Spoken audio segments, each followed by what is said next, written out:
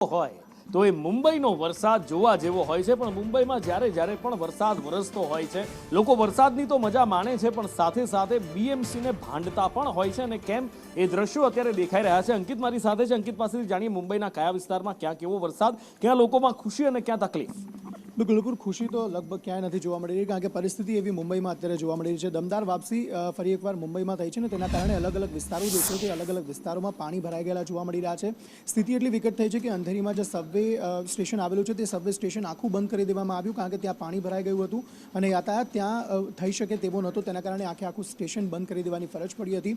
આ ઉપરાંત હજુ સુધી એટલો વરસાદ પણ નથી વરસ્યો કે લોકલ ટ્રેન્સ એટલે કે જે તેના ટ્રેક હોય છે તેના પર પાણી ભરાય છે, પરંતુ હવામાન વિભાગ દ્વારા એવી આગાહી કરવામાં આવી છે કે હજુ પણ કેટલાક દિવસો સુધી આ પ્રકારની પરિસ્થિતિ જોવા મળી શકે છે. તેવામાં મુંબઈ, થાણે, રત્નાગીરી, સિંધુદુર્ગ સહિતના અલગ અલગ જે વિસ્તારો છે કે ત્યાં ભારેથી અતિભારે વરસાદની આગાહી જે છે તે કરવામાં આવી છે.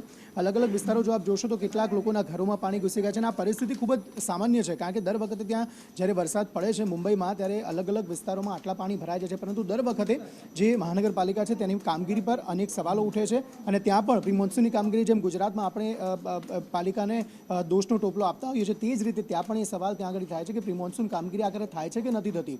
પરિસ્થિતિ આપ જોશો તો લોકોના જે વાહનો છે વાહનોના ટાયરો ડૂબી જાય તેટલા પાણી કેટલાક વિસ્તારોમાં ભરાયેલા જોવા મળી રહ્યા છે. જે વેપારીઓ છે તેમને પણ તકલીફ પડી રહી છે, કારણ કે ત્યાં પણ પાણી ભરાઈ ગયા છે.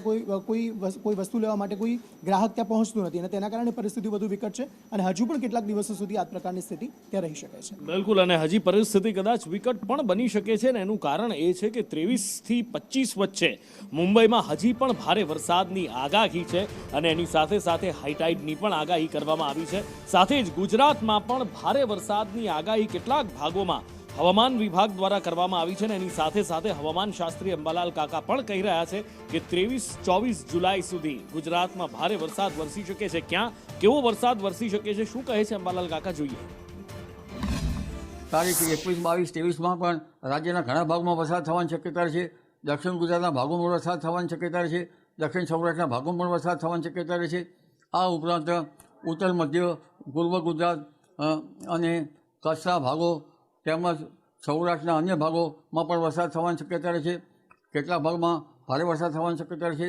હવે ધીરે ધીરે સાર્વત્રિક વરસાદ થવાની શક્યતા છે. તારીખ 28મી લગભગ જુલાઈ બાદ પવનની ગતિ વધારે છે.